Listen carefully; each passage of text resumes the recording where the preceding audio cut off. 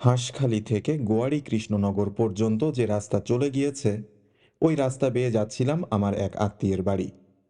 বগুলা স্টেশনে নেমে সোজা পাকা রাস্তা। দুপুরের পর একাই হেঁটে চলেছি। পথে বড় একটা লোকজন নেই। বৃষ্টির দিন। আকাশ মেঘান্ধকার। জোলো হাওয়া বইছে।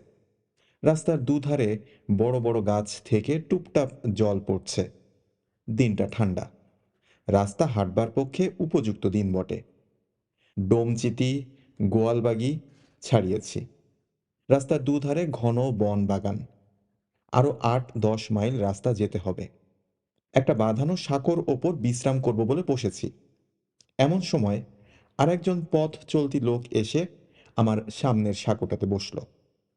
খানিকটা বসে সে আমার দিকে একবার চাইল।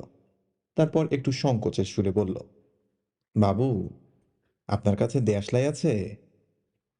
তারপর দেশলাই নিয়ে বলল, আমার সঙ্গে তামাক আছে, একটু তামাক সাজবো, খাবেন? আমি বললাম, না, দরকার নেই। আমি। লোকটা যেন দুঃখিত হলো। বলল, না কেন বাবু, খান না, আমি সেজে দিচ্ছি।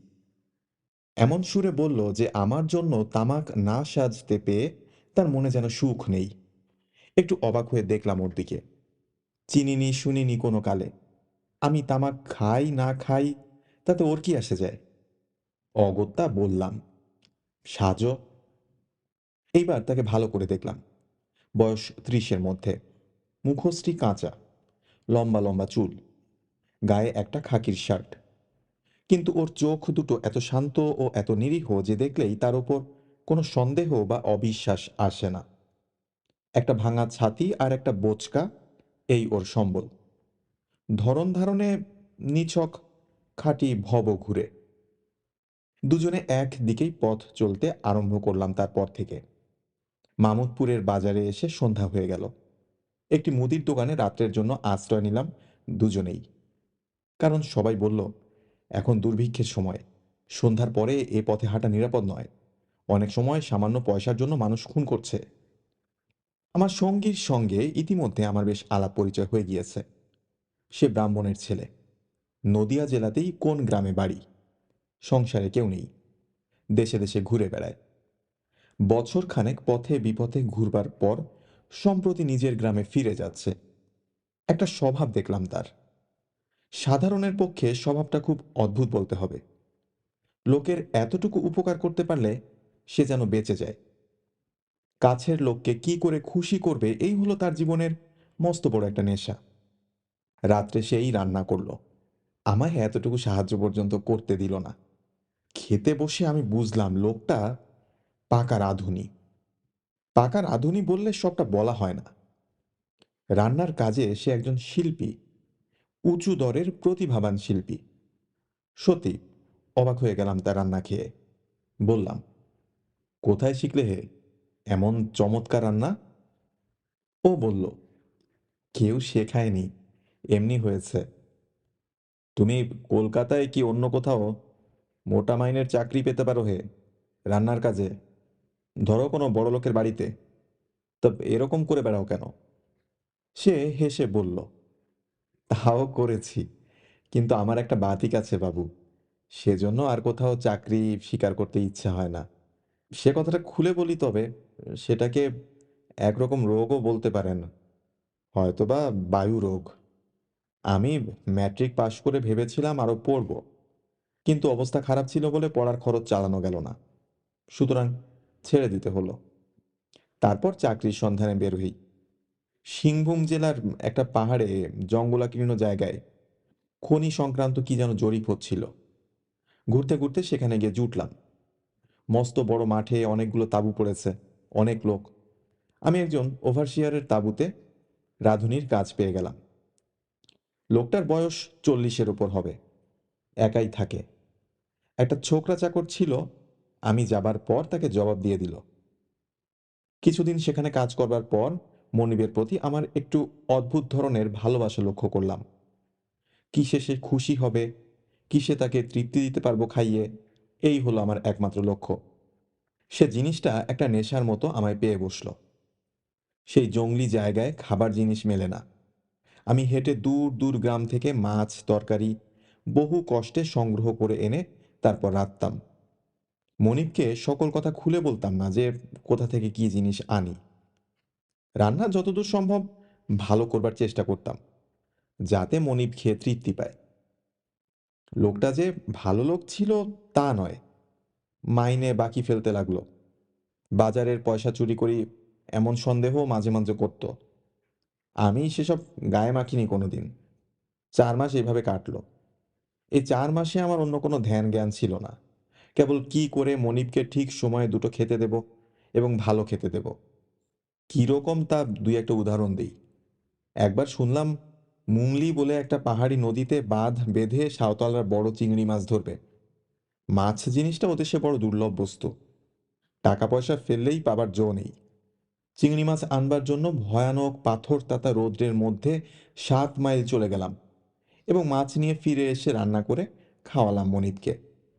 সে কথা বললামও না যে কোথা থেকে মাছ এনেছি।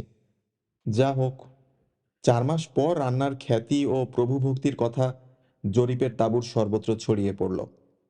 সে দেশটাতে ভালো বাঙালি রাঁধুনি পাওয়া যায় না। সকলেই আমার মনিবকে বেশ একটু হিংসার চোখে দেখতে লাগলো। ক্রমে আমার কাছে চুপি চুপি লোক হাঁটতে শুরু করলো, যাতে আমায় ভাঙিয়ে নিতে পারে। বেশি মাইনে দিতে চায়, নানা রকম সুবিধা করে দিতে চায়। আমি কিছুতেই গেলাম না। জরিপের হেড কানুনগো 20 টাকা পর্যন্ত মাইনে দিতে চাইল। আমি তখন পাই মোটে 7 টাকা। কিন্তু টাকার সুবিধের কথা আমার মনেই উঠল না। আমার মনিবকে তো এসব কথা কিছুই বলতাম না। মাস 5-6 পরে কি জানি কেমন একটা কুবুদ্ধি হলো মনিবের, আমায় অকারণে বকুনি গালাগালি শুরু করলো। আগেও যে একেবারে না বকতো তা না, কিন্তু তাতে মাত্রা থাকতো। পুরনো হওয়াতে মনিব বোধহয় ভাবতে লাগলো আমার আর যাবার জায়গা নেই। কাজেই কারণে অকারণে গালমন্দ ক্রমেই মাত্রা ছাড়িয়ে উঠতে লাগলো। একদিন মনিব বাবাই ডেকে বললেন, শোনো এদিকে, আলুতে বালি দিয়ে রাখোনি কেন? সব যে কল বেরিয়ে নষ্ট হয়ে গিয়েছে। সন্ধ্যার কিছু আগে আমি আধ মাইল দূরবর্তী দোকান থেকে সবেমাত্র তেল মশলা কিনে ফিরছি। বললাম, বালি তো দেওয়াই ছিল, বর্ষাকালে বালি দিলেও কি কল বেরোনো সামলানো যায় বাবু? মনিব হঠাৎ চটে উঠে বলল, কি পাজি, রাস্কেল, আমার সঙ্গে মুখোমুখি উত্তর! বলেই আমায় মারল দুটো চড়, তারপর গটগট করে বাইরে চলে গেল। আমার হাত থেকে তেলের বোতল পড়ে চুরমার হয়ে গেল। মারের চোটে ও অপমানে কান লাল হয়ে উঠল। সেখানে বসে পড়লাম এবং অনেকক্ষণ শূন্য দৃষ্টিতে চেয়ে বসে রইলাম। কিন্তু শুনলে আপনি আশ্চর্য হবেন, এবং আমিও তখন আশ্চর্য হয়ে গিয়েছিলাম যে মনিবের ওপর রাগের পরিবর্তে আমার উল্টো একটা করুণার উদ্রেক হলো। ভাবলাম, আহা, লোকটা জানে না যে ওর নিজের দোষে এবার আমি হাতছাড়া হয়ে যেতে বসেছি। হেড কানুনগোর তাঁবুতে খবর পাঠানোর অপেক্ষা মাত্র। কানুনগোর সঙ্গে যে আমার মনিবের সদ্ভাব নেই তাও সবাই জানে। খেয়েও কাল থেকে হাত পুড়িয়ে রেধে এখানে আর বাঙালি রাঁধুনি মিলছে না। এই কথা যতই ভাবি ততই ওর উপর করুণা ও অনুকম্পা গভীর হয়ে ওঠে। সে এক অপূর্ব অনুভূতি। ভগবান আমার বুকে এসে যেন তার আসন পেতেছেন। ওকে আমি ছেড়ে গেলে ওর কত কষ্ট হবে, এবং বিশেষ করে লোকটা কি বোকাই বনে যাবে, এই ভেবেই আমার মন গলে গেল। নিজের অপমান ভুলেই গেলাম একেবারে। রাত 8টা যখন বেজেছে তখন আমি উঠে গিয়ে রান্না চড়িয়ে দিলাম। তার আগেই ঠিক করে ফেলেছি, আমি মনিবকে ছেড়ে কোথাও যাব না। ঘোড়ার সহিসটা কিন্তু আড়াল থেকে আমার মার খাওয়াটা দেখেছিল। সে গিয়ে সবাইকে গল্প করেছে। ফলে সকাল থেকে এক হেড কানুনগোর কাছ থেকেই আমার কাছে 5 বার লোক এলো আমায় ভাঙিয়ে নিতে। 3-4 দিন ধরে তারা সবাই আমাকে বিরক্ত করে মারল। মনিব কাজে বেরিয়ে গেলেই তারা আসে, হেড কানুনগোর লোক এবং আরো আরো লোক। কত রকম লোভ দেখায়, মনিবের বিরুদ্ধে আমায় রাগিয়ে তুলবার চেষ্টা করে। হেড কানুনগো বাবুর সঙ্গে একদিন পথে দেখা। তিনি ঘোড়ায় চেপে কাজে বেরিয়েছিলেন। আমায় দেখে বললেন, ও হে, শোনো, আমার লোক তোমার কাছে গিয়েছিল? বললাম, আগে হ্যাঁ।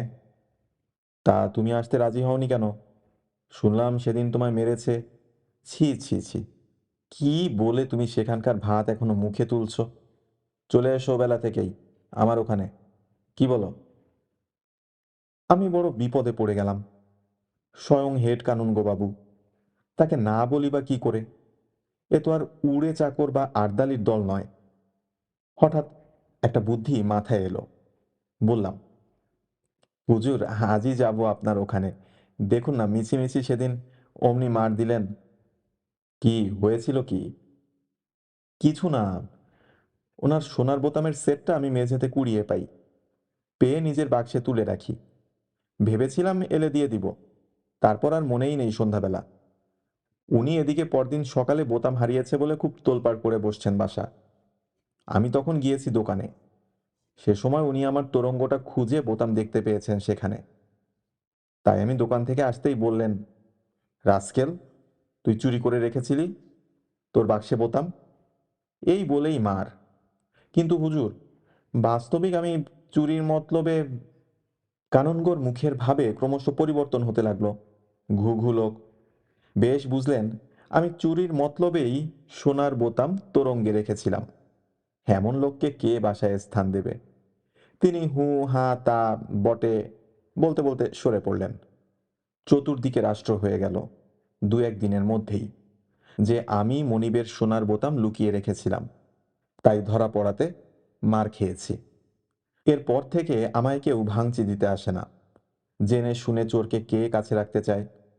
মনিব একদিন আমায় বলল, এ কি শুনছি, তুমি কানুনগো বাবুর কাছে বলেছ সোনার বোতাম লুকিয়ে রেখেছিলে বলে তোমায় মেরেছিলাম সেদিন। কেন এ কথা বললে? বললাম সব কথা খুলে। ওরা ভাঙচি দিতে আসে, বিরক্ত করে সর্বদা। না বলে উপায় কি? ও কথা না বললে কি আমার নিস্তার ছিল? মনিব বলল, তুমি অদ্ভুত লোক। এমন লোক আমি কখনো দেখিনি। আমায় ছেড়ে যেতে হবে বলে নিজের নামে নিজে একটা মিথ্যা অপবাদ রটালে। এ তো নিজের ভাই করে না, ছেলে করে না। তুমি রাঁধুনির কাজ করো না। সাধারণ লোক নও তুমি। তোমাকে রাঁধুনি করে রেখে দিলে আমার অপরাধ হবে। তিনি যদিও সবাইকে বলে বেড়ালেন বোতাম চুরির কথা সর্বৈব মিথ্যা, কিন্তু সে কথা কেউ বিশ্বাস করল না। মনিবকে কত বোঝালাম, ছেড়ে যেতে চাইলাম না। তিনি হাত জোড় করে মাপ চাইলেন। বললেন, আমায় অপরাধী করো না। তুমি আমার রাঁধুনির কাজ করার লোক নও। যা হয়ে গিয়েছে তার চারা নেই। আর আমি সজ্ঞানে জেনে শুনে তোমায় দিয়ে চাকরের কাজ করাতে পারবো না। সেখানে চাকরি তো গেলই। যদিও এদিকে মনিব সবাইকে বলে বেড়ালেন বোতাম চুরি করার কথা মিথ্যা, কিন্তু সে কথা কেউ বিশ্বাস করল না। সবাই ভাবল চুরির জন্য আমার চাকরি গেল। আসবার সময় মনিব তার ঘড়ি চেন এবং 50টি টাকা দিয়েছিলেন। এই দেখুন, সেই ঘড়ি চেন। কিন্তু সেই থেকে মনে কেমন একটা কষ্ট হলো। পথে পথে ঘুরে বেড়াই, আর কারো বাড়ি রাঁধুনির চাকরি নেই না, নেবও না।